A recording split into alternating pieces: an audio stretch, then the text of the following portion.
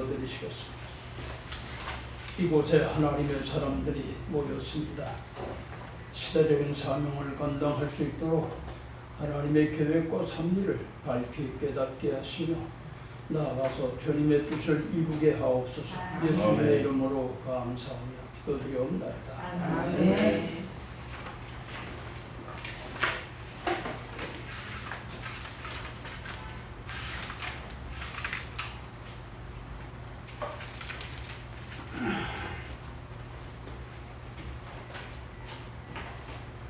하나님의 말씀을 한번 찾아보십시다. 역대하 36장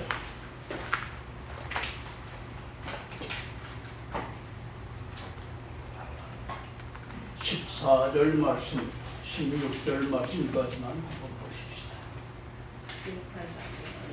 역대하 36장 14절. 역대하 36장 14절. 읽어요? 예, 읽으세요. 제사장의 언어들과 백성도 크게 문자여 이방 모든 다정한 일을 분발하여 여호와께서 예루살렘에 거룩하게 두신 거선을 더럽게 하였으며 그 열대 하나님 여호와께서 그 백성과 그 거하시는 것을 아끼사 부지런히 그 사자들을 거룩히게 정하여 이르렀으나 그 백성이 하나님의 사자를 죽였고 말씀을 멸시하며 그 선지자를 욕하여 여호와의 진노로 그 백성에게 미쳐서 만회할 수 없게 하였으므로. 아멘. 18절 말씀부터 21절 말씀까지 계속해서 또 한번 읽어보십시다. 같이 읽읍시다. 또 하나님의 전에 계속 그릇들과 여호와의 전에 보물과 왕과 방백들의 보물을 다 바벨론으로 가져가고 또 하나님의 전을 불사하며 예루살렘 성벽을 헐며 그의 온 궁지를 불사하며 그의 온 귀한 그릇들을 부수고 산에서 사람들을 해서 바벨론으로 쫓아나가매 우리가 거기서 갈대아와 왕과 그의 전에 되어 하사국이 상기할 때까지 이르리라. 이 두 절의 말씀은 선지서의 결론과 같은 내용의 말씀입니다. 이스라엘 백성들이 총체적으로 멸망하게 된 원인이 어디 있느냐? 원인. 36장 14절로 16절의 말씀은 원인에 대한 말씀을 주셨고 거기에 따르는 총체적인 멸망에 대한 것을 말씀하신 것이 오늘 이 36장 17절로 21절의 내용입니다. 그러니까 이 말씀을 우리가 살펴보면 이스라엘 백성들에게 잘못했을 때 누구를 보내셨느냐? 좋은 선지자들을 보냈지만은 그들이 비웃었다고 그랬어요. 욕하고 비웃고 말을 듣지 않았다. 순종하지 않았다. 그러니까 하나님께서 더 지체할 수가 없어요. 많이 할 수 없게 되었답니다. 16절 하반절의 말씀을 보면 여호와의 진노로 그 백성에게 미쳐서 만회할 수 없게 하였으므로 만회할 수가 되돌릴 수가 없을 만큼 그들이 범죄하였다는 사실이에요. 그러니까 하나님을 떠난 그럼 거기에는 왕과 또 제사장과 백성 이 세 사람 세 무리가 이와 같이 행하였다. 그러니까 하나님께서는 사랑의 하나님이시지만은 기다려 주시지만은 그러나 하나님께서도 참을 만큼 참으셨는데도 불구하고 이 백성들이 돌아오지 않으니까 만회할 수가 없다. 다시 돌이킬 수가 없어. 그러니까 하나님께서 그들을 멸하셨다. 멸하실 때 어떻게 멸하셨느냐? 그것이 17절로 21절의 내용입니다. 하나님의 성전을 불사르고 예루살렘 성을 헐며 궁시를 불사르며 거기에 모든 귀한 지병들을 회파하고 칼에서 벗어난 자는 바벨론에 다 사로잡아가서 노예가 되었던 노예가. 그러니까 총체적인 멸망, 하나님께서 징계하실 때에 이와 같이 철저하게 멸하셨다는 사실. 이걸 우리가 생각할 때에 선지자들의 역할이 얼마나 큰가, 종과 선지자들의 역할이 얼마나 크냐는 것을 우리에게 말씀하시고 있어요. 그러니까 오늘날 우리가 시대적인 사명을 감당하는 하나님의 사람들로 우리가 이 복음을 어떻게 전해야 될까? 정말 하나님께서 만회하실 수 없을 만큼 우리는 그 일꾼으로서의 사명을 우리가 계속해서 감당해. 계속해서 외쳐야 돼. 왜? 예수께서 말씀하신 것처럼 파수꾼이 적이 오는 걸 보면서도 나팔을 불지 않았다고 하면 그 사람은 핏값을 그 사람한테 찾으신다고 그랬어요. 그러니까 오늘 우리가 하나님의 종으로 하나님의 일꾼으로 세움을 받는 것으로 족한 것이 아니라 거기에 따르는 이러한 책임도 따른다는 사실을 우리들에게 말씀하셨어요. 그러니까 오늘 우리가 하나님의 일꾼으로서의 그 책임을 어떻게 감당할 것이냐, 어떻게 감당할 것이냐, 이것도 우리가 생각해 봐야 돼. 오늘 이 말씀 속에서 이스라엘 백성들의 그 총체적인 멸망, 여기에 따르는 하나님의 징계, 이걸 우리가 생각해요. 오늘은 여기에 따르는 역사적인 문제를 말씀을 드리고요. 창세기의 내용이 뭐라고 그랬어요? 창세기의 내용. 하나님이 이렇게 일을 시작하셨다. 하나님께서 처음에 일을 이렇게 시작하셨다.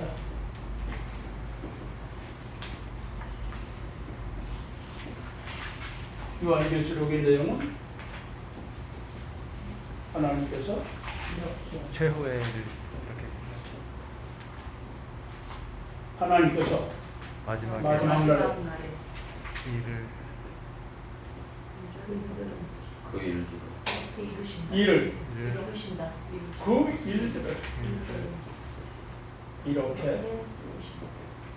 어떻게 다 이루신 요 다자가 들어가요. 요 다자는 어디서 어디까지? 창세기로부터 요한계시록까지. 그러니까 다 이루신다. 우리가 마태복음 24장이나 마가복음 13장이나 또 복음 21장에 그 모든 일, 모든 일 할 때에 그 모든 일이라고 하는 것은 종과 선지자들에게 전하신 일들이라, 복음이라 표현. 모든 일이라고 하는 것은 어떤 일을 말씀하시고 계시느냐 하면 요한계시록에는 1장 3절에는 뭐라고 해요? 반드시 속히될 일. 계시록 1장 19절에는 장차될 일. 계시록 4장 1절에는 이후에 마땅히 될 일. 요한계시록 22장 6절에는 뭐라고 하셨어요? 결코 속히 될 일.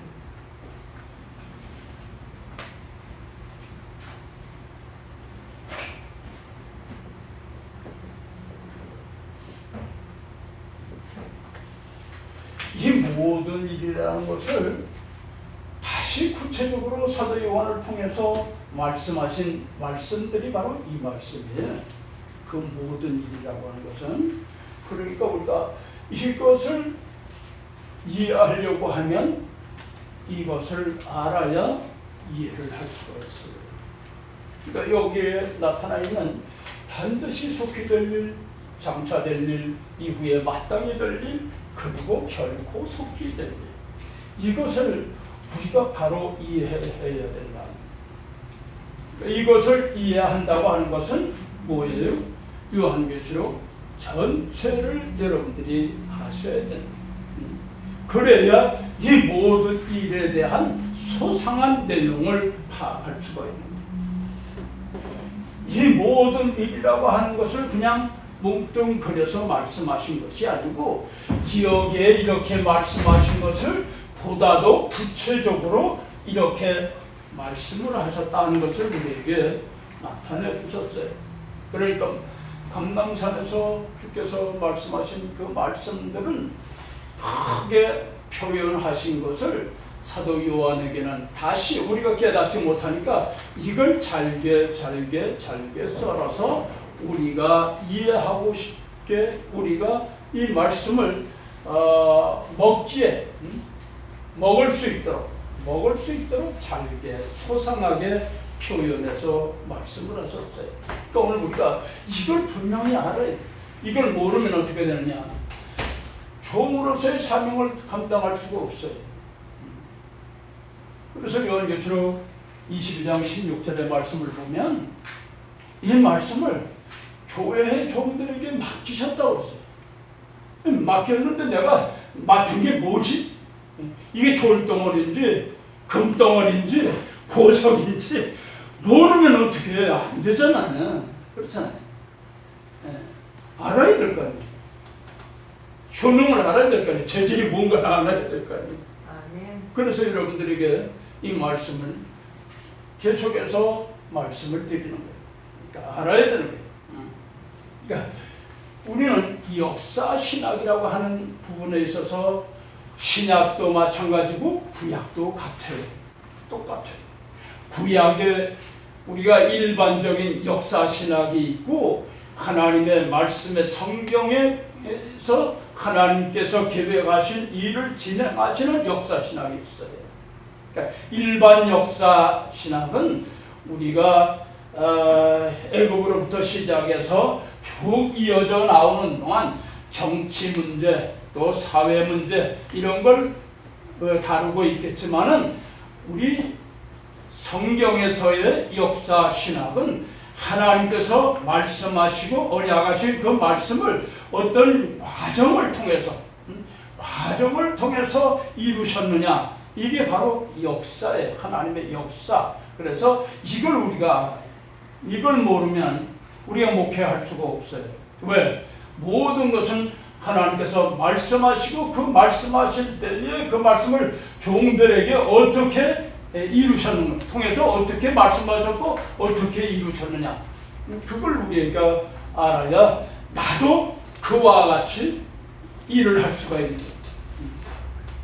우리의 믿음의 선배들, 사명의 선배들이 구약으로 말할 것 같으면 선지자들. 제사장들이요 선지자들. 반면에 신약에는 종들이란 말이에요. 우리의 믿음의 본을 보여준 지난날에 사랑하는 제자들이에요. 그러니까 그 제자들이 어떻게 목회를 했느냐 하는 것을 우리가 알 때에 그들이 한 목회를 그대로 우리가 쫓아가기만 하면 돼요. 구약에는 모세의 목회가 있었고 신약에는 누구의 목회? 사도 바울의 목회가 있어요. 그러니까 이걸 우리가 알고 우리가 그대로 그들의 한 목회를 뒤쫓아가면 우리도 그와 같이 승리의 삶을 살아가게 되는 거예요. 그러니까 모세의 목회에서 이 역사 신학이라고 하는 것은 모세 오경을 주셨대요. 결론적으로 뭘 주셨어요? 여호수아를 주셨어요. 신약에도 똑같아요. 신약에도 하나님의 복음을 주셨어요. 사복음서. 이 복음서를 이루신 것은 결론은 요한계시록이잖아요. 여기에요. 이 사이에 복음과 결론, 이 사이에 일한 사람이 누구냐? 바로 사도들이었어요. 제자들.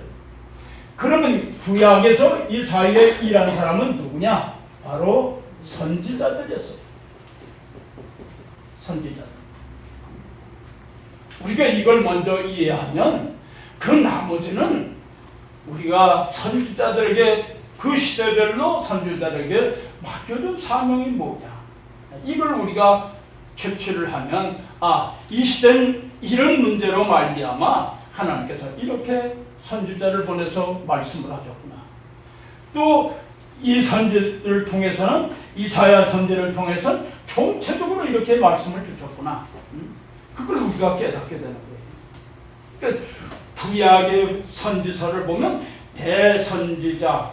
대선지자들이 있고 또 소선지가 있어요.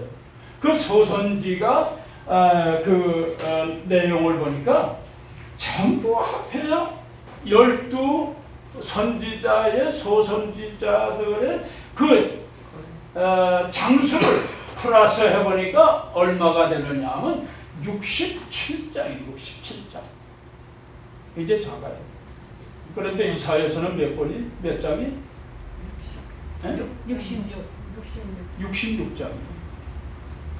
그러니까 이사야서 한 장이 한 권으로 신약을 전부 소선지를 전부 포함하는 그만한 방대한 자리예요.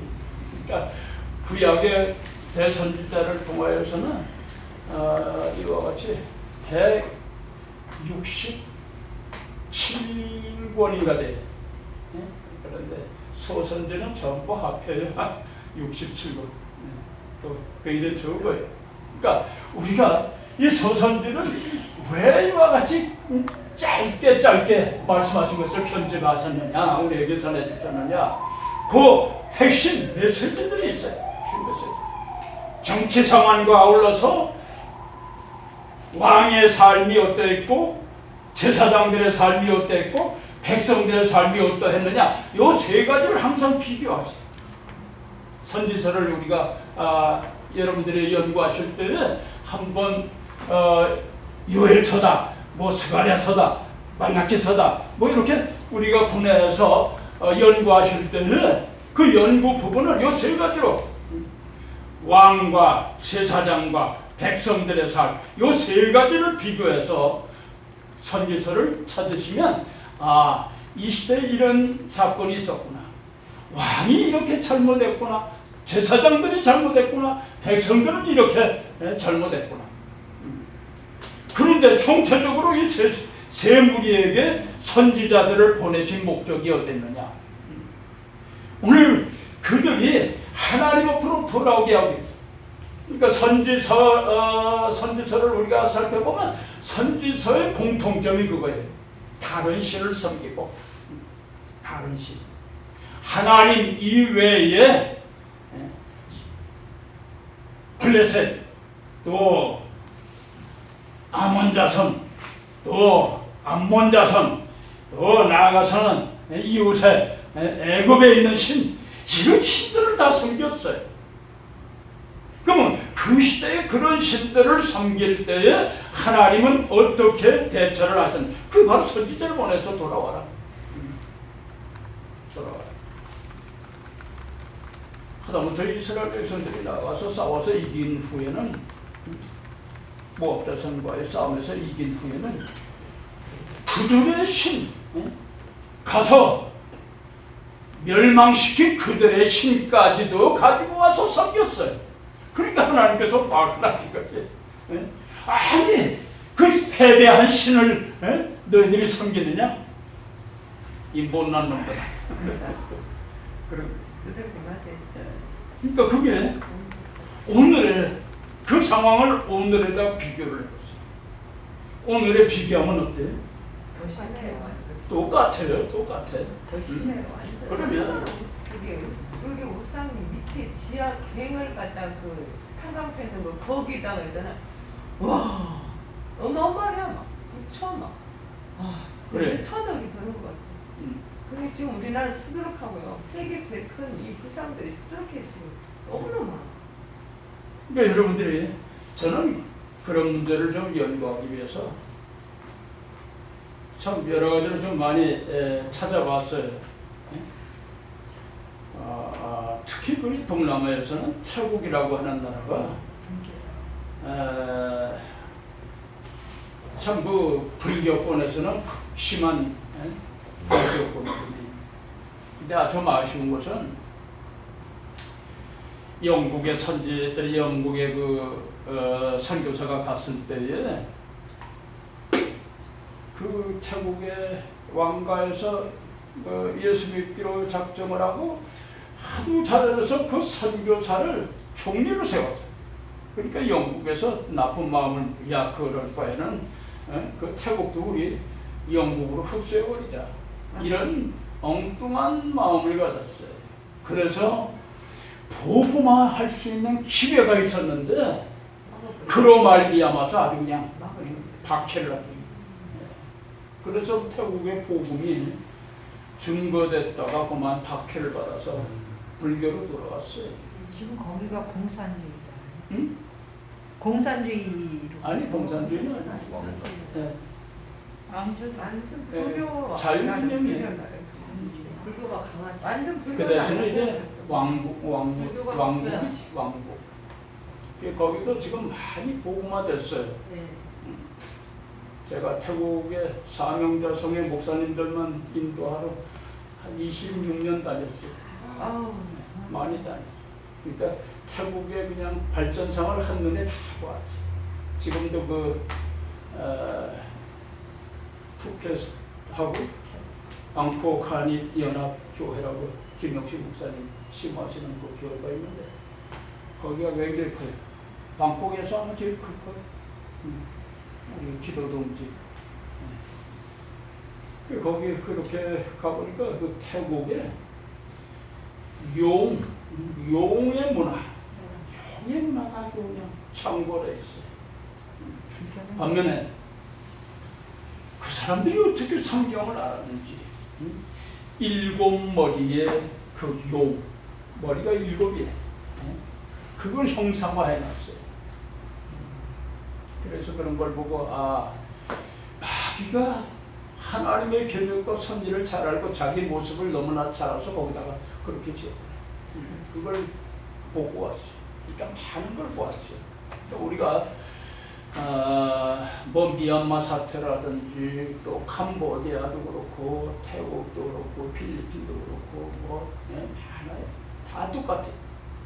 애굽에도 마찬가지예요. 그러니까 그런 것이 다 뭐냐? 신, 하나같이 신을 섬기는 그들의 신. 일본에는 800만 귀신이 있잖아요. 800만 귀신. 그들은 뭐든지 다 신을 섬겨요. 800만 귀신이 있어요. 그러니까 그러한 것을 우리가 이 시대에서 바라보면서 우리가 영적으로 깨어 있어야 됩니다. 영적으로 깨어 있어요. 오늘 전도사님 저걸 보내주셨는데 영명, 영적으로 문명, 영명. 그러니까 우리가 이 땅에서 살아가는 동안에 정말 내 마음에 과연 다른 신을 섬기고 있지는 아니한가 늘 살펴봐야 돼. 그러니까 세상 것이 내 속에 들어오면 때로는 물질의 신이 들어오지요. 때로는 재물의 신이 들어오죠. 때로는 어떤 권력의 신이 들어오죠. 이게 이런 사상, 이런 그 잡신들이 세상 것들이 자꾸 내 마음속에 들어오는 거예요. 내 마음속에. 그때나 지금이나 똑같아요. 정치하는 사람들은 권력에 누리 얻어가지고 날마다 뒤집잖아. 날마다 뒤집어. 날마다 뒤집어. 지네들 마음대로 뒤집어. 하고 싶은 대로 그냥 다 뒤집어. 오늘 이 말하면 내일은 또 저 말하고. 그런 모습을 보면서 우리 그리스도인들이 해야 할 일들이 너무 많구나. 해야 할 일이 너무 많다. 그 대신에 우리 자신, 내 심령 속에는 다른 신이 들어와 있지는 아니한가. 우리는 베푸는 하나님의 사람들인데 때로는 소유하는 소유욕이 너무 욕심이 많은 것 같아. 욕심이 많아. 욕심을 비워야 되는데 욕심이 너무 많은 것 같아. 그러니까 그런 부분도 오늘 우리가 좀 살펴봐야 돼. 그러니까 세상 것에 대해서 우리가 초월하면서 포기할 수 있는 것은 포기해야 돼. 세상. 너희들이 나를 쫓아오려고 하느냐? 십자가를 쫓아와. 십자가를 진다가는 왜? 자신을 포기해야 돼. 자신을 포기하지 아니하고는 우리가 복음의 역사에 참여할 수가 없어요. 다 가지고는 세상적인 치고는 내가 갈 수가 없는 거예요. 그렇잖아요. 그러니까 오늘 우리가 선지자들이나 구약의 선지자들이나 신약의 종들의 역사는 바로 어떠한 역사인가? 여기에 따르는 선지자들의 세 종, 세 무리에게 담대하게 복음을 전했어요. 그 복음의 내용이 뭐라고 그랬어요? 복음의 내용이 뭐라고 그랬어요? 복음의 내용. 마음을 다하고 뜻을 다하고. 그렇지.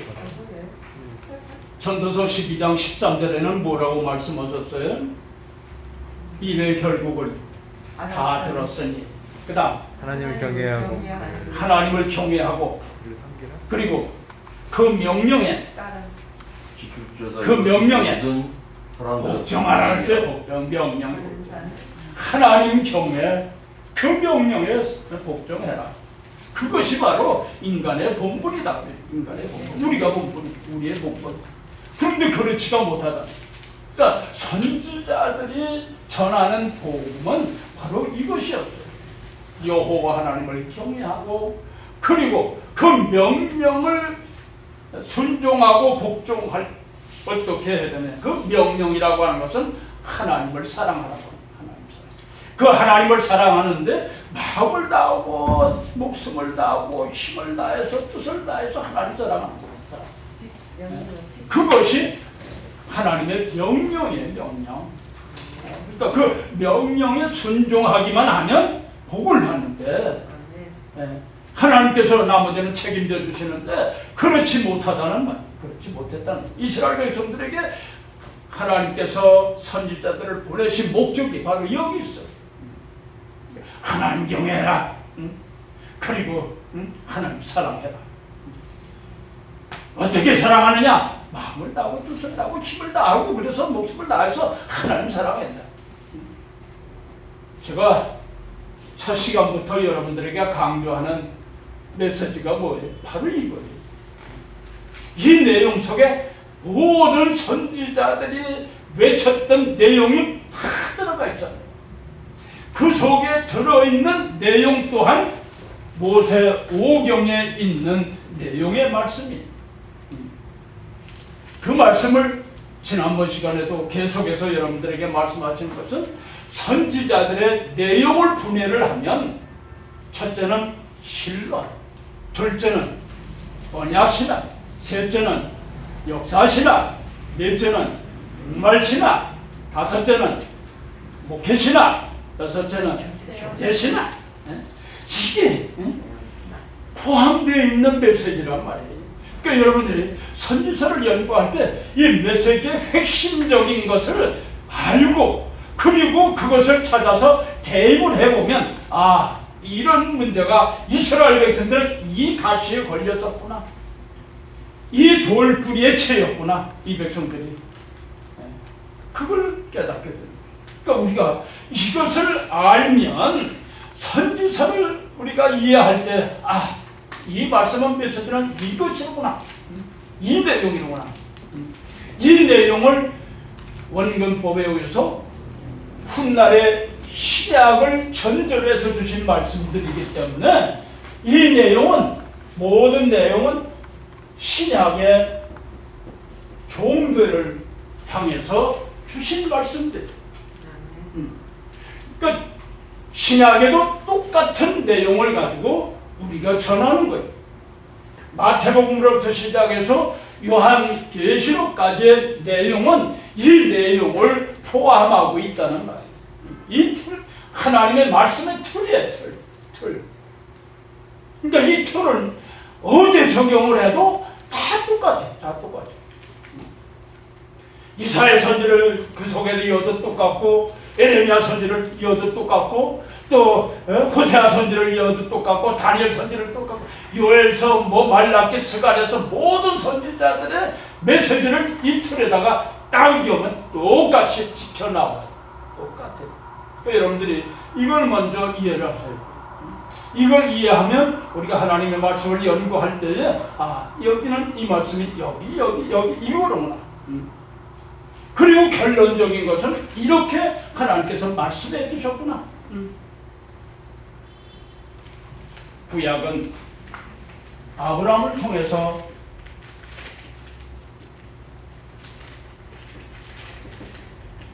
언약하실 때에 창세기 12장에서 아들을 주신다고 그랬어요. 그 아들로 말미암아 큰 민족을 이루게 하겠다. 창세기 12장에 아들로 말미암아 큰 민족을 이루고 그리고 약속의 땅 가나안 땅을 영원한 기업으로 주시겠다고 그랬어요. 이와 같은 내용을 말씀하신 것이 바로 구약이에요. 구약. 그러니까 아들 이삭을 통해서 큰 민족을 이루겠다. 어떤 과정을 거쳐서 창세기 15장의 역사적인 과정을 통해서 이와 같이 큰 민족을 이루어서 약속하신 땅 기업을 주시겠다. 이것이 바로 여호수아서 내용이에요. 그러니까 이러한 내용, 큰 민족을 이루어가지고 가나안을 기업으로 유업으로 주실 때 여호수아의 내용이 바로 여기에 포함입니다. 그냥 얻은 게 아니란 말이에요. 그냥 얻은 게 아니에요. 여기에는 무엇이 있었어요? 여호수아에는 이기고 벗어난 자, 이기고 벗어난 자만이 약속하신 기업, 가나안 땅을 기업으로 얻을 수가 있었던 것입니다. 이것이 바로 구약의 내용이라고 하면 신약은 뭘 전제로 해서 말씀하셨는가? 아들을 통해서, 아들 되시는 누구? 예수 그리스도를 통해서 큰 무리를 이룬다. 큰 무리를 이룬다. 요한계시록 7장에서 말씀하신 것처럼 큰 무리를 이룬다. 그리고 영영한 기업, 하나님의 나라입니다.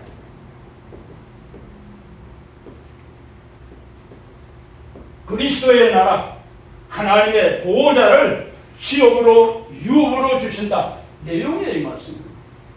그러니까 이 아들을 통해서 큰 이 무리를 이루기까지 그 내용은 바로 역사적인 과정은 어떤 과정이냐? 여러분들에게 지난번 시간에도 말씀을 드렸죠? 마태복음, 마가복음, 누가복음, 요한복음, 이 복음서를 통해서 하나님께서는 어떻게 일을 하셨느냐? 우리는 사도행전 1장 8절을 통해서 온 유다와 사마리아와 땅끝까지 이르러 복음을 전하라. 증인이 되라. 증인이 되라. 그래서 증인이 돼서 큰 무리를 이루었어. 이 큰 무리가 이루어질 때 하나님의 나라, 그리스도의 나라를 이루시기 위한 역사적인 과정은 어떤 것이 있느냐? 여기에 요한계시록 17장의 과정, 나라를 말씀하시고 있어요. 이걸 또한 영적으로는 계시록 18장이나 13장에서 각각 말씀하시고 있어요. 큰 무리가 이와 같이 하나님 나라를 이루기까지의 역사적인 과정을 나타낸 말씀들입니다. 이런 역사적인 과정을 통해서 하나님의 나라, 이것을 기업으로 받는, 이것이 바로 구약과 신약의 같은 내용이에요. 같은 내용. 그러니까 이 내용도 여기에다가 우리가 대입을 해놓는, 이 말씀이 바로 이 말씀이로구나. 똑같은 내용이구나. 이걸 우리가 알 수가 있습니다. 그러니까 여러분들이 항상 하나님의 말씀을 연구할 때에 그저 하나님 끄트머리에 있는 것만 끄집어내고 씨름하지 말고 전체를 볼 수 있는 그런 내용의 메시지가 됐으면 좋겠어요. 내용은 똑같아요. 항상 말씀은 똑같아요. 어딜 들어도 365일 우리가 메시지를 전해도 내용은 똑같은 거예요. 그렇지? 하나님의 말씀 66권 이걸 벗어날 수 있나요? 벗어날 수 없어요. 또 우리가 하나님의 생명의 말씀, 이 말씀에 대한 근간을 우리가 알고 그 내용을 항상 접할 때 오늘을 살고 있는 우리들의 삶은 구약은 이렇게 지금 말씀하셨는데 그러면 이 말씀을 신약에다가는 어떻게 말씀하셨느냐 이걸 항상 우리가 살펴봐야 돼요. 또 신약의 내용은 이렇게 말씀을 하셨는데 구약은 그럼 어떻게 말씀하셨느냐 이것도 또한 우리가 살펴봐야 돼요. 신약에서 우리가 잘 깨닫지 못하는 문제가 있다고 하면 광야 40년 생활을 했던 이스라엘 백성들과 선지자들의 메시지를 우리가 둘을 살펴보면 여기에 대한 해답이 나와요. 그걸 여러분들이 아시면 메시지를 전할 때 확신이 생겨요. 로마서에 말씀하신 것처럼 구약의 모든 말씀들은 오늘 신약을 사는 하나님의 사람들에 대하여서 교훈하고 또 거기에 따르는 하나님의 섭리를 우리로 하여금 알게 하시기 위한 나왔어요. 그러니까 우리가 모를 때는 하나님의 말씀 구약의 성도들은 어떻게 살았는가 또 선지자는 어떻게 외쳤는가 이걸 우리가 찾으면 돼요. 이걸 찾으면 그 시대 상황에 따르는 말씀을 우리가 이해하고 그리고 오늘을 살고 있는 우리들을 향한 메시지가 어떤 내용이었구나 하는 것을 우리가 알 수가 있어요. 또 아울러서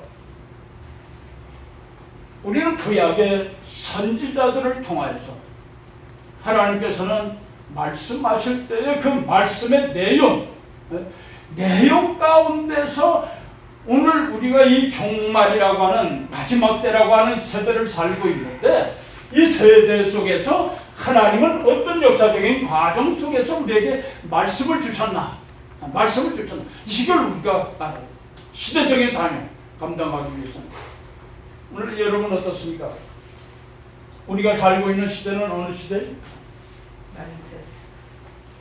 어느 시대에 살고 있다고 생각하십니까? 말세. 응? 말세 살고 있어요. 예수님 말세? 오신 이유는 다 말세잖아요. 네. 말세 중에서 말말말. 주님 오셨을 때부터 말세라고 그러셨어요. 그런데 우리가 알아야 할 것은 이 역사의 진행 과정에 있어서 다니엘서 2장에 있는 다니엘 선지를 통해서 말씀하실 때에 금신상에 관한 것을 말씀하셨어요. 신상. 그 신상을 우리가 살펴보면 어떻습니까? 첫째는 무엇으로 머리는 금, 그 다음 은, 그 다음 정, 그 다음 철, 그 다음 철과 철과 진흙 그 다음 뭐라고 그러죠? 작은 근데 다니엘서 7장에도 동일하게 말씀을 하고 짐승으로 표현을 했습니다. 이 짐승은 뭐예요? 첫 번째 사자 두 번째 짐승 표범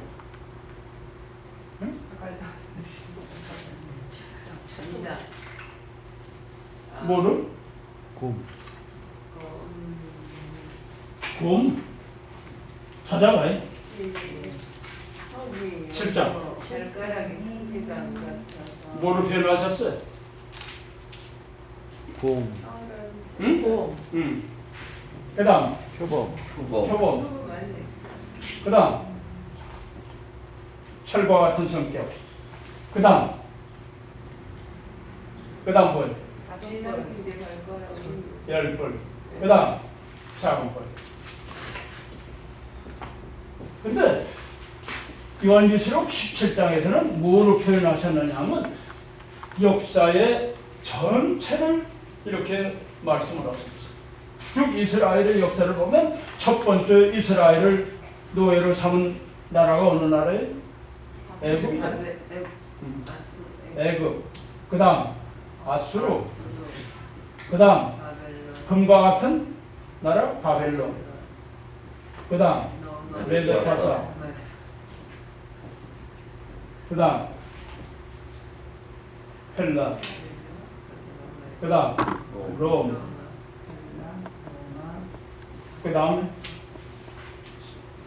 시드노마 가칭해서 그 다음 작은불 짐승 이렇게 표현을 했어요. 근데 여기에는 계시록 17장에서는 이것을 숫자로 표현했어요. 두 번째 나라, 두 번째 머리, 세 번째, 네 번째, 다섯 번째, 여섯 번째, 일곱 번째, 여덟 번째 이렇게 표현을 했어요. 그러니까 첫째 머리 말씀을 기록한 요한이 어느 시대에 살았어요? 로마 시대에 살았어요. 이 로마 시대에 살면서 뒤돌아보니까 다섯은 망했고 하나는 있고 그리고 장래 일곱 머리 하나가 이제 기다리고 있는 거예요. 그런데 로마 지났으니까 지금 어느 시대에? 일곱 번째 머리에 우리가 도착했어요. 살고 있어요. 왜? 로마는 망했으니까. 일곱 머리. 이제 앞으로 남은 머리는 여덟 번째 적그리스도라고 하는 존재. 마지막 등장할 존재. 우리가 이 시대에 살고 있는 것을 확실해요. 그러니까 우리가 하나님의 말씀을 통해서 이와 같이 전체적인 것을 말씀하신 이유가 어디 있을까? 시대적인 사명을 감당해야 되겠다는 시대적인. 이 시대에 바벨론 시대에 쓰임받았던 사람, 아수르 시대에 쓰임받았던 사람, 애굽 시대에 쓰임받았던 사람, 메데파사 때에 쓰임받았던 사람, 헬라 시대에 쓰임받았던 사람, 오늘 로마 시대에 쓰임받았던 사람, 이 모든 것들을 우리가 총체적으로 살필 수 있어야 돼요. 그럴 때에 우리가 해야 할 일이 뭐냐? 구약의 모든 선지자들은 무엇을 말씀하셨느냐면 예수 그리스도의 초림을 말씀하셨어요. 모든 것은 다 여기에다가 초점을 맞췄어요. 메시아 되시는 예수부터께서 오신다. 여자의 후손 되시는 예수부터께서 오신다. 말씀하신 것이에요. 창세기 3장 15절의 말씀을 보면 오늘 이와 같이 창세기 3장 15절은 가장 기본적인 첫 번째 언약이잖아요. 이 말씀을 이루시기 위한 역사적인 과정이 바로 뭐냐? 오늘 이와 같이 첫째, 둘째, 셋째, 넷째, 다섯째 나라의 과정이었다는 말. 그것은 바로 애굽이요, 아수르요, 바벨론이요, 메데파사요, 또 헬라라고 하는 이 과정을 거쳐서 주님이 세상에 오시게 된 것입니다. 그러면 주님께서 오셔서 내가 다시 오마 했을 때 이 과정을 우리들에게 설명하고 계시는 거예요. 일곱 번째 나라, 여덟 번째 나라, 이 나라는 어떤 나라냐 하는 것을 설명하고 있는 것이 바로 요한계시록이다.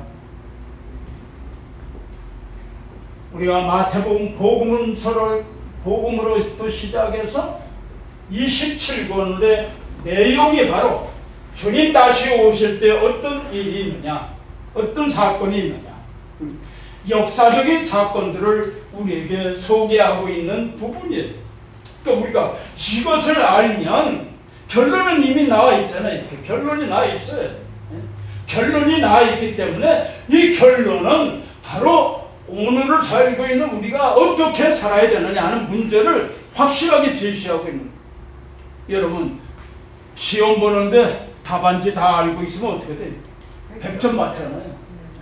100점 맞는 거예요. 근데 답안지를 모르면 어떻게 돼요? 그거 뭐 빵점 되는 거지. 뭐 한 50점 맞았구나. 이미 벌써 답안지는 다 나와 있어요. 이렇게 답이 나와 있어요. 그러니까 이 답을 가지고 우리는 일하기만 하면 돼. 이 답을 가지고 새로운 문제를 가지고 일하는 게 아니고 제시하신 답이 있어요. 이 답을 가지고 우리가 성도들에게 이런 문제는 이런 답이다. 이렇게 살아야 된다. 그걸 우리가 소개하는 거예요. 왜? 하나님의 사람들이라 할지라도 성도라 할지라도 모르죠. 하나님의 말씀에 대해서 알지를 못하잖아요. 그러니까 우리가 가르쳐주는 거예요. 가르쳐줘요.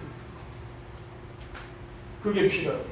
또 우리가 하나님께서 제시하신 문제에 대한 어떻게 살아 주님 다시 오실 때 어떻게 우리가 준비해야 되느냐 하는 것을 이와 같이 다 답을 말씀하셨어요. 이 답을 말씀하신 것을 우리가 알아야 된다. 우리 자신이 먼저 알아야 돼. 모르고 어떻게 하나님의 일을 할 수 있어요. 지난번 작년 학기 때는 여러분들에게 신약을 하면서 답을 다 제시하고 문제를 드린 게 있었어요. 그러니까 다 뭘 맞아요? A학점을 다 맞는 거예요. 다 A학점을 맞을 수 있어요. 근데 그걸 모르면 안 된다는 거예요. 그러니까 하나님께서 출제하신 그 문제에 그 답까지도 다 주셨는데 그걸 알지 못하면 읽어보지 않으면 답을 알 수가 없잖아요. 그래서 여러분들이 하나님의 말씀을 읽어야 된다 하는 걸 누차에 강조한 이유가 바로 거기 있어요. 읽어야 돼, 읽어야 돼. 하나님께서 제시하신 답을 우리가 먼저 알고 목회하잖아. 목회를 함에 있어서 하나님의 사람들이 어떤 목회를 할 거냐? 하나님 마음에 합한 목회를 할 거냐? 그렇지 않으면 세상 사람들을 좋게 하는 목회를 할 거냐? 두 가지를 우리가 선택을 해야 돼. 거기서 뭐뭐뭐 할 때가는 가령이 찢어져. 하나를 선택해. 우리는 하나님의 방법을 선택하는. 이스라엘 백성들이 이 세상에서 늦게 내려오니까 그냥 뭘 만들었어요? 금송아지 만들었잖아요.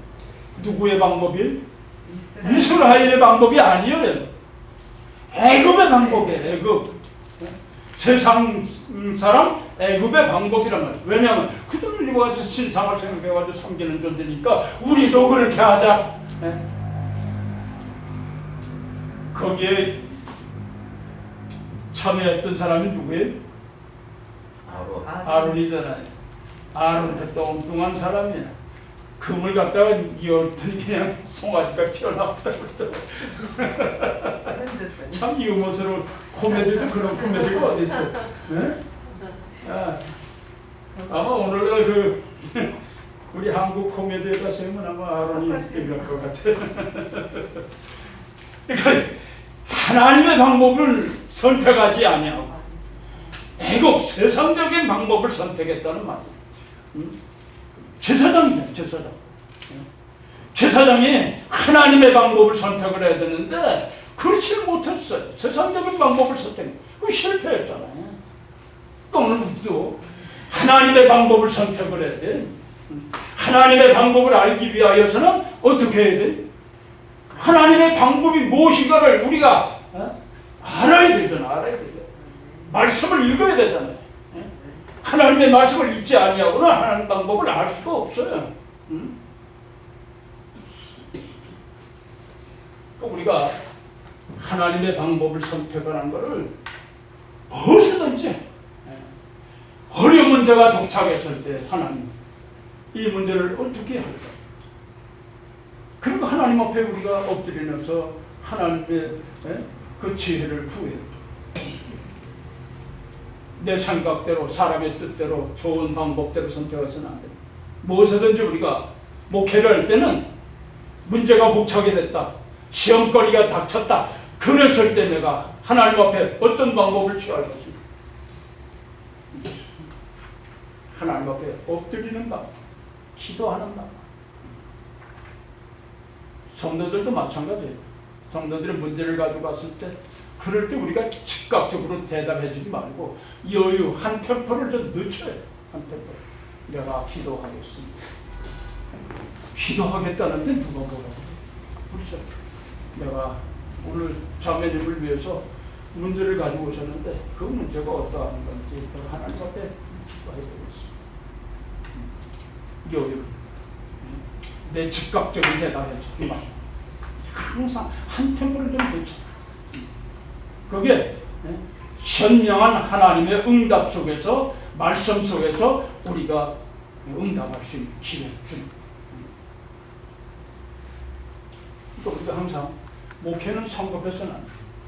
문제가 봉착했을 때는 항상 한 템포 늦춰서 먼저 기도하고 하나님의 방법이 뭐냐? 하나님의 뜻이 무엇인가? 이걸 구하고 그리고 우리가 그 문제에 해답을 얻으면 정확히 성도들의 마음도 푸근해져. 저거 금방 대답을 해주면 당신은 시원한 것 같지? 그런데 내가 지나고 나서 그에 대한 해답을 줬을 때 그 해답을 가지고 내가 뒤돌아서니까 이건 좀 더 지혜롭게 이렇게 말했으면 더 좋았을 거예요. 그런 후회가 온단 말이에요. 예? 그 여러분들은 목회자는 한 번 후회하면 그거 만회하려면 얼마나 힘든지 몰라요. 예? 그 여러분들 꼭 기억하세요.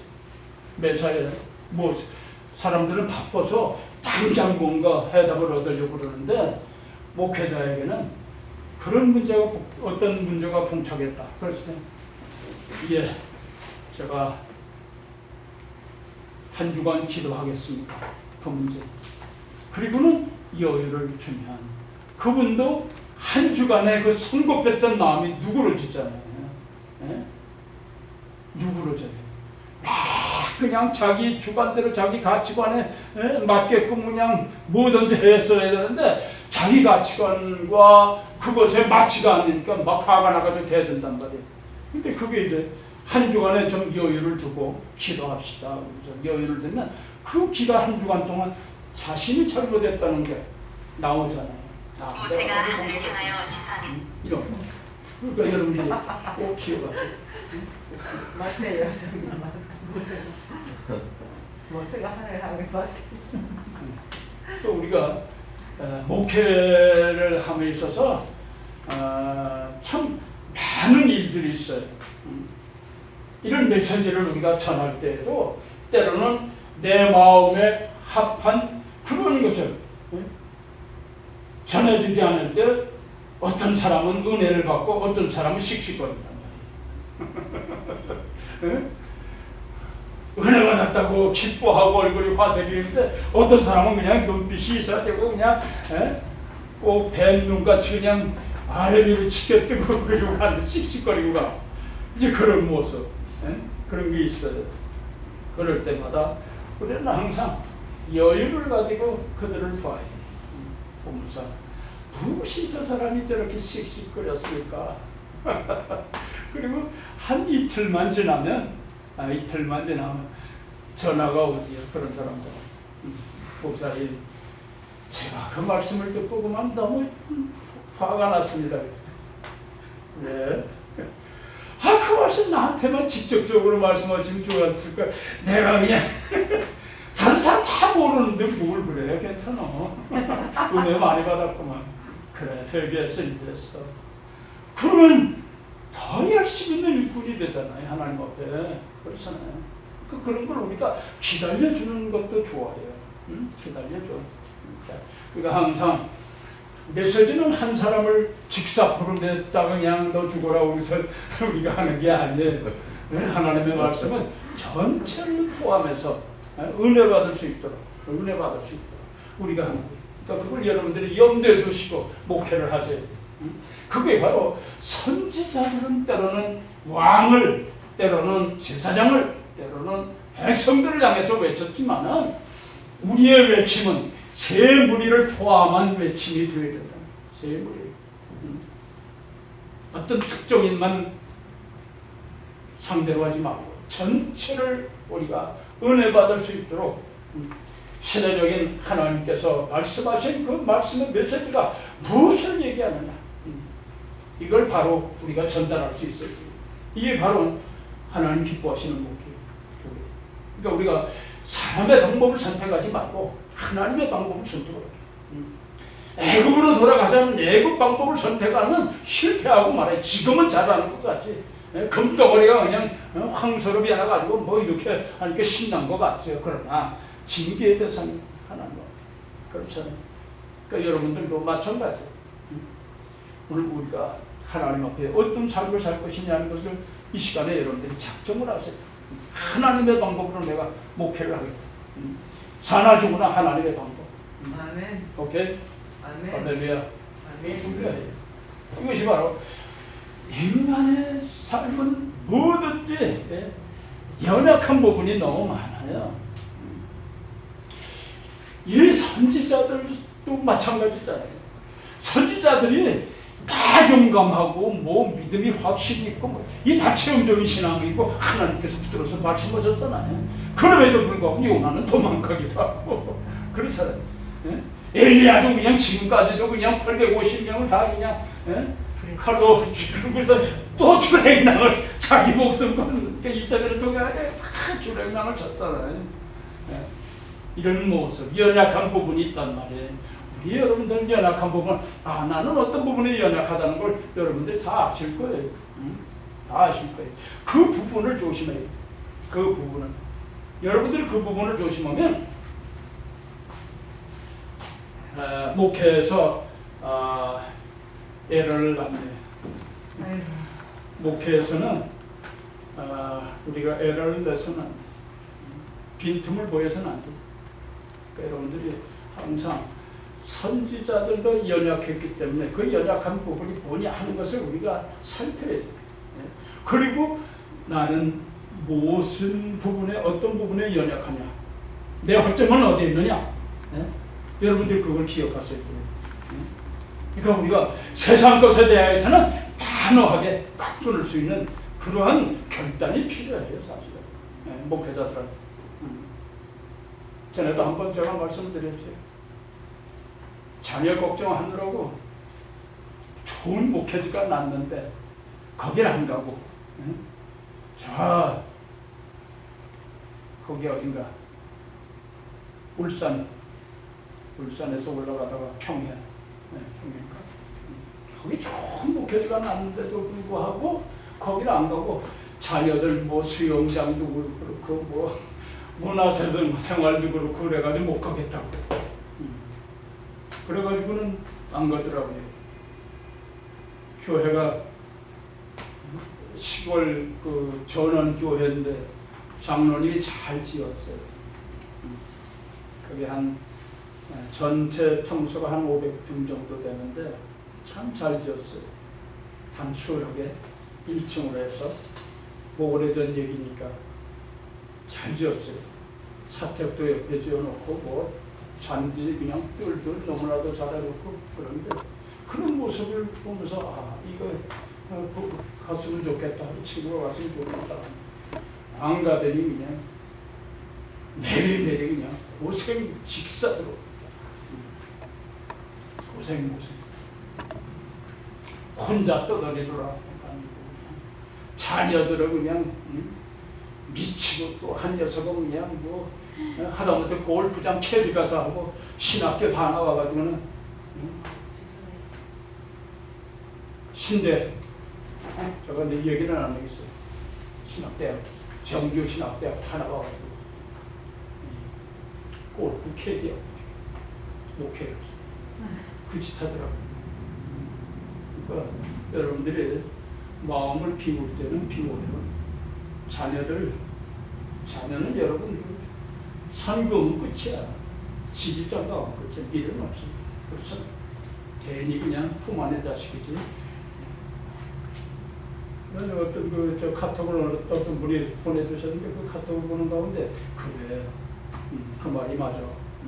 그게 공감했어요. 뭐냐면 그 학생들 가운데 뭐 줘가지고 설문지를 배워가면서 한 학생을 불러세우고 당신 이가 많은 사람들 가운데 10사람은 추려라. 그랬더니 다 지웠어요. 그 다음에 거기에서 이제 남은 거는 부모님하고 그 다음 남편하고 그 다음 자식 뭐 이렇게 남았다고 그래. 그런데 여기서 누굴 지울 거냐.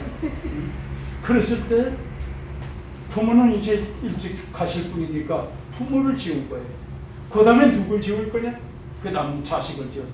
그 다음 남는 거는 남편 하나가 왜 이렇게 남았느냐 할때 남편은 평생 같이 살 사람이니까 자식 떠나가고 다 떠나갈 사람이 남은 건 남편 하나밖에 없다. 마찬가지예요. 오늘 우리가 세상에 미련될 거 하나도 없어요. 미련들지 말고 끊어. 단호하게 끊어. 베풀어 준 거는 기억하지도 마. 그러니까 여러분 딱 끊어. 우리 최정신 전도사님 다 잊어버려요. 끊어. 비전 두고 있어. 싹 다 끊어버려요. 아 그런 것 같다고 딱 선을 꺼서 도마로 그냥 칼 그듯이 그냥 쫙 끌러. 아니 남편이 미우면 어떡해요? 그럼 뭐 미련 들고 없어요. 아 그냥 정리해버려. 머릿속에다 두지 말고 이열같이. 그 목회자는 항상 앞을 보고 가는 사람이지. 빛에 하나님의 나라 그리스도의 나라 여길 보고 가는 사람들이잖아. 여기 여길 보고 가는 사람들인데 세상 것이 자꾸 우리를 끄집어내리잖아. 못 가게. 갈 길이 먼 사람들인데 자꾸 끄집어내리는 거예요. 세상 것이. 사단이라고 하는 놈은 마귀라는 놈은 이걸 자꾸 끄집어내린다고. 우리 뒷공문을 잡고 우리 바지가랑이 잡고 못 가게. 바쁜데. 지금 잘라버렸대. 단호하게. 주의 신이다. 그래. 아멘. 그래. 그게 바로 목회자의 가는 길이야. 세상 거 정리하지 않으면 내 마음의 정리가 안 되면 갈 수가 없어요. 거기 자꾸 얼매니까. 여러분들도 마찬가지예요. 항상 염두에 두고 살아요. 끊을 거 있으면 딱 끊어. 더 이상 미련 두지 말고. 뭘 미련이 있어요? 목회를 이제 신학을 하는 입장에서 내가 하나님 앞에 몸 바치고 마음을 바치고 뜻을 다해서 주님의 뜻을 이루기 위한 사명의 일꾼으로 나를 부르셨는데 내 이 길을 선택했으니 이 길에 합당한 사람들이 되야 되지 않겠어? 그런 결단력이 없어 어떻게 그러니까 그런 결단력이 필요하다. 그것이 필요해. 그러니까 오늘 우리가 이 선지자들도 그런 결단 가지고 생활을 했지만은 그러나 연약한 육체를 쓰고 있었어요. 진흙으로 만든 항아리를 담고 있었기 때문에 잘 깨어져요. 우리도 잘 깨진단 말이에요. 여러분들도 마찬가지. 그럴 때마다 주님께서는 깨진 걸 또 그냥 붙여가지고 가게 만드신다. 또 참 우리 주님께서는 참 애쓰시는 분이에요. 아이 그냥 이 녀석 내쳐버렸으면 얼마나 좋겠어요. 가기 싫은 놈 억지로 붙잡아다가 닐외상으로 보냈더니 또 뭐해? 다른 사람 보내지. 다른 사람 다시 또 그렇잖아요. 시작해야 되는 또 근데 시작해야 하나님께서는 한번 점을 찍으시면 도장을 찍어 놓으시면 안 가면 평생 고생이야. 평생 고생. 그걸 여러분 기억하세요. 목회하시다가 때로는 힘들어서 아이고 나 죽겠습니다 그럴 때 여러분들은 주저앉지 말고 하나님 성전에 나가서 기도하세요. 성산에 나가서 기도하고 여러분들이 항상 기도하세요. 저도 어제 또 그 청계산 갔더니 누가 오셨나 하고서 들러가도 아무도 안 오셨다. 벌레가 있어서 응? 벌레요. 송충이 때문에 못 가겠어요. 그런 것 때문에. 밤에 그 성전 성전 안에 안에 밤에 떨어지면 또 아 이제는 없어졌어요. 성전 안에 없어졌어요. 이제 나방이 이제 났어요? 송충이 없어졌어. 없어졌다고요? 성전 안에 살아요. 그 왜냐하면 그 시대 그 날짜에 네. 거기 황성하게 해서 그 다음에 다 나방으로 해서 그런 거예요? 네, 저는 송충이 때문에 없더라고. 부담스러워가지고. 여러분들이 뭐 이제 한두 개 남아 있겠지만 저는 못 봤어. 와, 네. 밤에 나는 맞죠. 밤에는 또 보이지도 않고. 이제 그 송충이들은 이제 나방이가 돼가지고 나비도 되고 뭐 이렇게 하고 다 나가. 송충이가 껍질 나방이 먹고 이제 되나? 나가. 성전에 그래. 그래요? 그래. 그래. 그게 다 이제 그렇게 해서 나비도 되고 뭐도 되고 다 매미도 되고. 여러분들이 지난번에 많이 그 좀 힘들었을 거예요. 저도 그랬고. 난 그 처음에 굉장히 많더라고요. 그렇게 오랜 세월 동안 기도하러 가서도 내가 그 장소에 가서는 내가 처음. 나는 그 이쪽 오른쪽으로 올라가서 이렇게 그 돌판 만들었는데 그쪽에는 거기서 별로 기도. 없더라고. 없어요. 근데 그쪽에만. 근데 이런 거기다 천막을 다 치고서 계시는 분들이 많아요. 왜냐면 그 밑에 숙소가 목회자 숙소가 있는데 목회자 숙소가 폐쇄가 돼가지고 코로나 때문에 그러니까 전부 네. 텐트 가지고 올라가서 텐트를 치고 거기서 이제 기도하시는 분들이 많이 있어서 장소가 많이 없어졌어요. 여러분들이 아마 금요일은 좀 힘들 것 같아요. 목요일 날 같은 날은 이제 올라와서, 왜냐하면 토요일 날 또 수업들을 하셔야 되기 때문에 목요일 날 그런 데에서 올라와서 기도하시면 좋아요. 그러니까 여러분들이 이 목회자들의 그 삶은 바로 선지자들의 삶의 본받아. 그들은 가감없이 외쳤어요. 가감없이. 앞에 가서도, 제사장 앞에 가서도, 백성들 앞에 가서도 가감없이 외쳤어요. 그 외침은 바로 오늘을 살고 있는 우리들에게도 통해요. 이 시대적인 상황을 쭉 보면 이런 시대, 우리가 살고 있는 시대가 어느 시대냐? 이 시대에 살고 있잖아요. 지금 일곱 번째 속한 신로마. 로마가 죽은 것 같지만 죽은 게 아니잖아요. 지금 영적으로 살아있잖아요. 바티칸은 좀 살아있어요. 없어진 것 같지만 다시 살아났어요. 그러니까 신로마 제국 지금 형성하는 이 제국에 살고 있어요. 그 모든 뿌리가 지금 이시라고 하는 것으로 시작이 됐잖아요. 하나가 되어가고 있어요. 이 하나가 되어가는 이 일에 일곱 머리 속에서 이러한 역사가 있을 때에 그 다음 차례는 여기에 따르는 징조가 뭐냐? 따르는 징조. 하나님께서는 마태복음 14장이나 마가복음 13장, 누가복음 21장이나 요한계시록에 각각 나타낸 말씀을 보면 큰 전쟁, 앞으로 있을 큰 전쟁 세 가지를 말씀하셨어요. 이 전쟁에 관해서는 구약에도 통일돼요. 구약에도 여호수아를 통해서 전쟁의 역사를 우리들에게 보여주시고 있잖아요. 그 전쟁의 역사를 보면 여리고, 아이성, 하솔의 연합군, 이 세 가지 전쟁, 이 세 가지 전쟁을 우리가 기억하셔야 돼요. 이건 바로 신약의 전쟁의 모형이에요. 이런 모형. 그럼 여기에 따르는 이 전쟁에 따르는 우리가 알아야 할 것은 나팔 사건이에요. 나팔.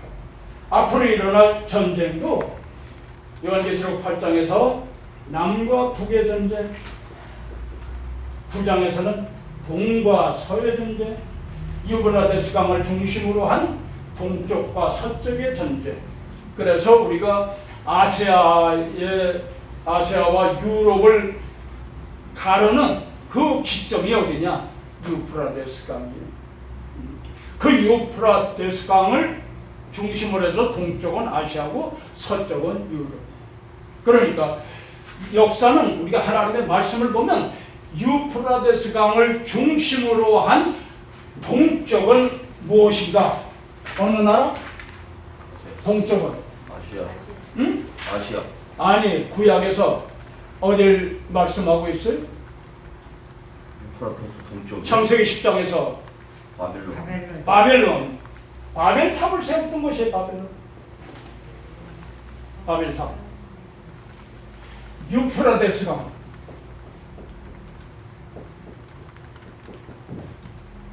그럼 서쪽은 어디냐? 서쪽은 바로 가나안 땅이에요. 하나님은 이 가나안 땅을 선택을 하셨어요. 여기에 예루살렘,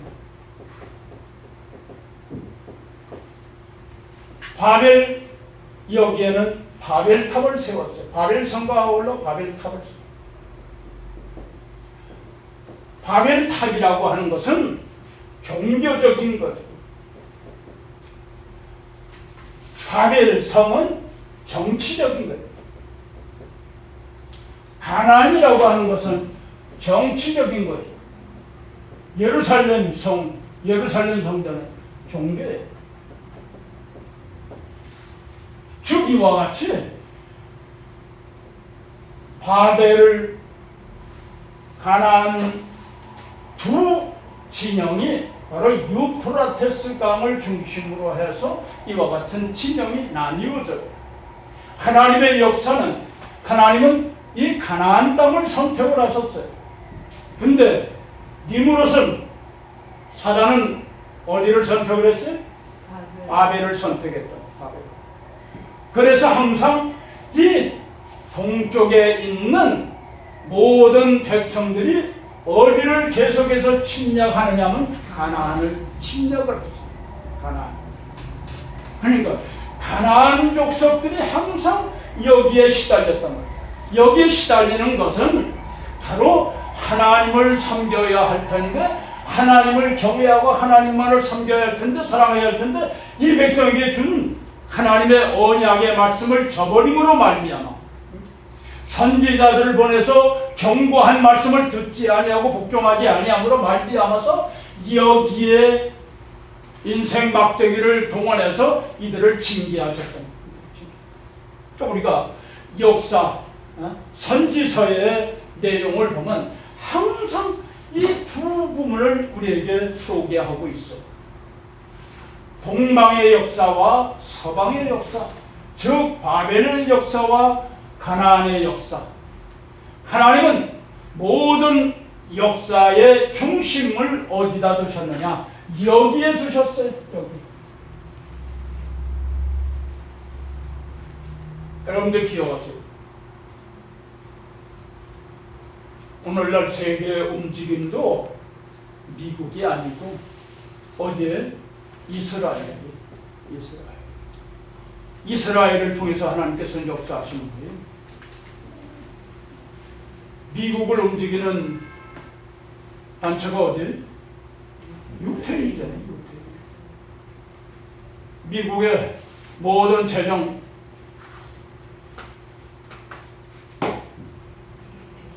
80년대인가 90년대까지만 해도 75%를 움직였어요. 그리고 전 세계적으로도 역시 마찬가지. 야베스의 장막에 가한다고 그랬잖아요. 샘 쪽에 야베스의 장막에 가한다고 창세기에 말씀한 것처럼 그게 창세기에 그게 야베스의 장막에 가한다고 했잖아요. 네. 샘 쪽이 그러니까 저기 그 미국이 아니고 말씀하신 것처럼 그러니까 창세기인적 그러니까 이스라엘에 예, 이스라엘은 온 세계의 중심이에요. 여러분들이 꼭 기억하세요. 세계의 역사를 움직이는 하나님은 어디를 중심으로 해서 항상 움직이셨느냐? 바로 이스라엘. 그러니까 여러분들이 이스라엘을 알아야 돼요. 이스라엘을 알지 못하면 하나님의 역사가 어떻게 진행되느냐 하는 것을 알 수가 없어요. 그러니까 항상 이스라엘의 역사를 살펴봐야 돼요. 그러면 오늘은 여기까지 진행이 됐구나. 하나님께서 진행하시는 그 모든 진행의 방법이 여기까지 왔구나. 이걸 우리가 알 수가 있어요. 그러니까 여러분들이 항상 성경을 연구할 때는 시사문제, 세상에 되는 모든 시사문제와 아울러 그 가운데서도 핵심적으로 이스라엘의 역사를 항상 살펴봐야 돼요. 하나님은 이스라엘 통해서 일을 하시는 분이기 때문에 그 민족을 통해서 하나님께서 일하신다는 거예요. 그러니까 온 세계에 흩어져 있는 그러한 유태인들이 지금 온 세계를 다 주물르고 있어요. 다 경제, 또 정치, 문화, 군사 모든 부분을 다 아우르고 있어요. 하다못해 공산 러시아까지도 유태인이 다 개입을 하고 있어요. 그걸 여러분들이 기억하셔야 돼요. 공산주의나 어디나 민주주의나 어디나 다 흑인도 아프리카도 마찬가지예요. 다 역사하는 부분은 유태인들. 참 무서운 사람들. 그러니까 우리는 유태인을 항상 주목해야 돼요. 이스라엘을 주목해야 돼요. 이스라엘 향해서 여러 가지 말씀을 많이 있지만은 우리가 에스겔서 38장의 말씀을 보면 여기에 남과 북의 전쟁에 관한 말씀은 에스겔서 38장과 39장에 말씀하셨어요. 즉 남과 북의 전쟁, 이 원인이 어디냐? 원인에 대해서 말씀하셨는데 원인은 바로 38장과 39장에 각각 말씀하셨어요. 그러면 이 전쟁의 진행은 어떤 과정으로 진행하고 있느냐? 다니엘서 11장 43절 이하입니다. 그렇고 그 다음에 결론. 요한계시록은 여기에 대한 결론이에요. 이게 바로 계시록 8장에 말씀하셨죠. 첫째 나팔부터 넷째 나팔까지. 이게 바로 남과 북의 전쟁에 대한 역사적인 과정이에요. 이 원인 이렇게 진행하고 그리고 결론은 요한계시록에서 이 결론이다. 첫째 나팔, 둘째 나팔, 셋째 나팔, 넷째 나팔 사건이 여기에 대한 결론이다. 남과 북의. 여러분들은 가셔서 찾아보세요. 찾아보시면 이 말씀이 여기 이 말씀이로구나. 그럼 이렇게. 왜냐하면 우리가 에스겔을 통해서 그 시대의 것뿐만 아니라 장차 될 일에 대한 것을 조명하고 있어요. 그렇기 때문에 거기에 보면 38장에서 곡이라고 하는 문제가 곡이라고 하는 곡은 오늘날 이스라엘에서 예루살렘에서 정목방으로 북위로 올라가면 모스크바가 있어요. 모스크바. 바로 그 나라가 뭐냐? 오늘날 러시아다. 그의 지명이 곡이에요. 그런데 하나님께서는 그 마곡인데 마곡 땅에 사는 그 곡을 어떻게 하느냐? 갈고리를 끼워가지고 끄집어낸다고 그랬어요. 끄집어내는 거는 자기가 내려오고 싶어서 내려오는 게 아니고 하나님께서 때가 이르면 그를 끄집어내시는 거예요. 끄집어내시는. 하나님께서 하시고자 하신 계획 속에 때가 되면 하나님께서 끄집어낸다. 근데 오늘날 보면 그 곡이라고 하는 녀석에 다스리고 있던 그 동맹체가 바르샤바 조약국이거든. 옛날에 바르샤바. 그 바르샤바 조약국에는 어떤 나라들이냐? 지금 에스겔서 38장에 있는 그 나라들, 곡의 무리에 속한 모든 나라가 바로 거기에 한번 찾아봅시다. 에스겔서 38장. 잠시 소개를 해야 되겠다. 하다 보니까 시간이 너무 좁고. 38장 마고니 39장 5절 말씀. 자, 3절 말씀을 한번 봅시다. 이르기를 주 여호와께서 이같이 말씀하시기를 로스와 메섹과 두바랑 고가 내가 너를 대적하여 너를 돌이켜 갈고리로 내 아가리를 꿰고 너와 말과 기마병 곧 내 온 군대를 끌어내되 완전한 갑옷을 입고 큰 방패와 작은 방패를 가지며 칼을 잡은 큰 무리와 그들과 함께한 방패와 투구를 갖춘 바사와 부수와 북과. 네, 거기까지만 내가 설명을 하고 다음 넘어갑시다. 이 1955년에 그 바르샤바 조약국들이 몇 나라였느냐면 소련, 불가리아, 체코, 동독, 헝가리, 또 폴란드, 루마니아, 또 알바니아 이렇게 이런 나라들입니다. 그런데 이 마곡이라고 하는 지명은 어디냐면 카스피아, 즉 흑해, 그 코카사스 지방을 가리키고 있어요. 로스라고 하는 말은 러시아라고 하는 로스. 옛말에. 그 다음에 이제 메섹이라고 하는 것은 모스크바를 얘기하고 있어요. 두발은 두발스크를 얘기하고 있어요. 이 지명이 바로 오늘날 러시아라는 말입니다. 그 러시아가 소련이 지난날의 소련이 오늘날 러시아가 돼서 그 왕을 뭐라고 대장을 하고 있잖아요. 근데 거기에 합류한 나라들은 어떤 나라냐? 여기 보세요. 그 다음에 6절 말씀. 오늘 그 모든 때와 극한 국방의 도갈마 족속과 그 모든 때 그 많은 백성의 무리를 너와 함께 끌어내리라. 예, 바산은 오늘의 어떤 지명입니까? 오늘은 아프가니스탄, 이란, 또 페르시아 그 지역이 바로 바산, 구스, 리비아, 또 알제리아, 취지니아 그 지중해 북부에 있는 나라들이죠. 그다음 고멜, 폴란드, 체코슬로바키아, 동부 독일 쪽의 지명이고 그 모든 때 극한 북방의 도갈마 족속과 그 모든 때 많은 백성 무리를 너와 함께. 이 도갈마 족속이 어디입니까? 어디에 도갈마? 터키. 터키에 터키. 여러분 터키가 지난날에는 미국에 붙어가지고 우방국에서 모든 무기를 다 미국에서 대줬어요. 터키를. 그런데 하루아침에 변심해가지고 지금 어디가 있어요? 러시아가 있잖아요. 러시아. 이렇게 바뀌어가요. 우리는 이 바뀌어가는 모습을 보면서 말씀이 여기까지 또 이루셨네. 터키가 이 우방인데 떨어져 나와서 이제 우방인데 그랬는데 가서 러시아에 가서 붙었잖아요. 다시 붙어있어요.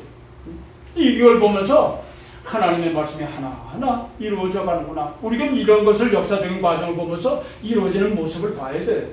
그러니까 오늘 이 시대 변천사 이런 걸 우리가 보면서 오늘 살고 있는 우리들이 지금 어느 시대에 살고 있구나, 어느 정점에 지금 도달하고 있구나. 그러면 앞으로 지금 미국의 그 우방이라고 하는 이 나라들이 어떻게 될 거냐? 하나하나 그러면 러시아에 다시 옛날 바르샤바 조약국 맺었던 그 나라로 돌아가는 거예요. 회개하는 거예요. 저는 옛날에 이 말씀을 보면서 이때가 아니냐 그렇게 생각을 했는데 그만 러시아가 붕괴됐어요. 러시아가 붕괴되면서 뿔뿔이 다 해졌잖아요. 그래서 보니까 이게 언제 그러면 다시 귀합을 할 건가?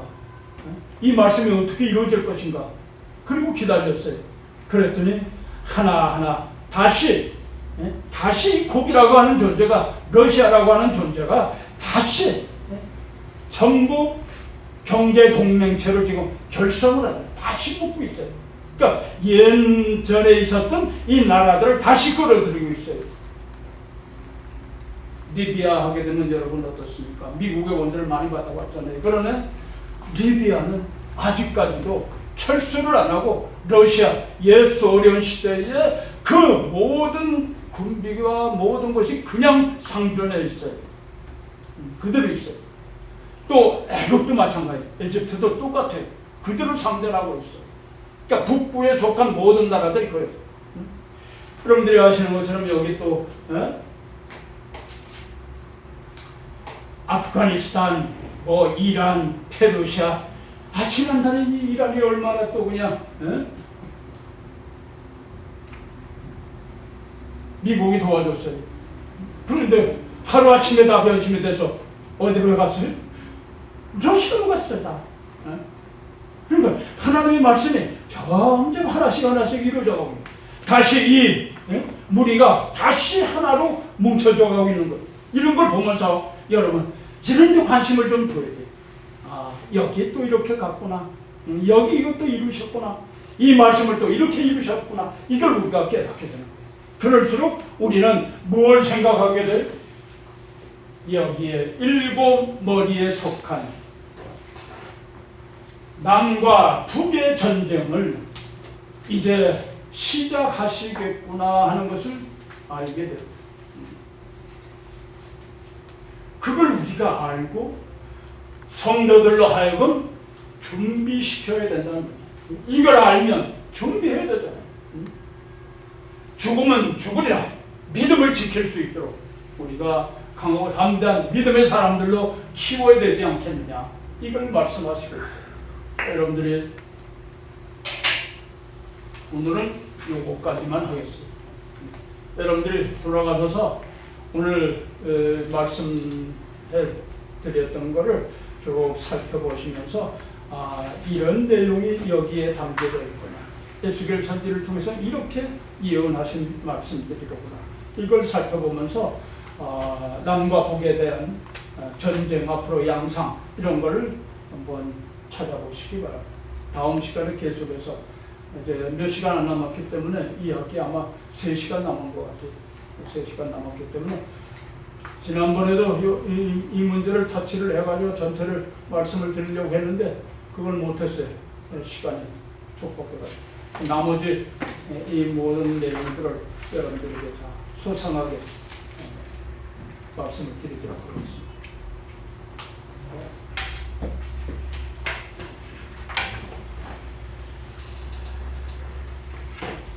우리 기도하십시다. 무슨 남과 북의 전쟁이에요? 응? 남과 북의 전쟁이에요? 남과 북의 전쟁? 응. 북이 러시아예요? 응? 북이 러시아. 그렇지. 남은 뭐예요? 미국, 아, 남은 미국이에요? 아, 그럼 둘이 전쟁하는 거. 남방아, 아, 미국. 지금 남방은 미국이라고 자처하고 있잖아. 온 세계. 그리고 이 남방항에 대해서는 다시 여러분들에게 말씀을 드릴게. 다음 시간에 다 소상하게. 이 문제는 여러분들이 꼭 아셔야 될 문제 같아서 말씀을 드리려고 하니까 여러분들이 다 시간에 한번 읽어보시고 그리고 강의를 들으면 정확하게.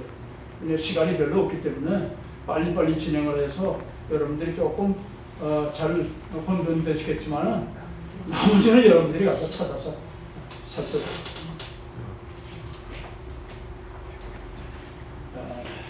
기도. 우리 장향숙 전도사님 기도하시죠. 사랑과 은혜가 풍성하시며 홀로 영광 받으시기 합당하신 하나님, 저희들 주님의 명령 따라 소금과 빛과 소금의 역할을 감당하고 살게 하신 하나님 진심으로 감사를 드립니다. 저희들 세상 가운데서 아버지 구별하여 주시고 또한 이곳에서 또 말씀 듣고 또 선지자의 종의 삶을 살기로 결단할 수 있는 시간으로 허락하여 주시며 아버지 진심으로 또한 감사를 드립니다. 우리 조성원 교수님 택하고 택하시고 또 선택하셔서 저희들에게 보내주셔서 이렇게 귀한 말씀 듣게 하셔 주시며 아버지 또한 진심으로 감사를 드립니다. 아멘. 저희들의 삶이 주님 보시기에 합당하고 온전케 하여 주시옵시고 늘 저희들의 삶이 주님께 영광 돌리는 삶이 되길 원하올 때 사랑 많으신 예수 그리스도의 이름으로 기도드렸사옵나이다. 아멘. 아멘. 감사합니다. 감사합니다.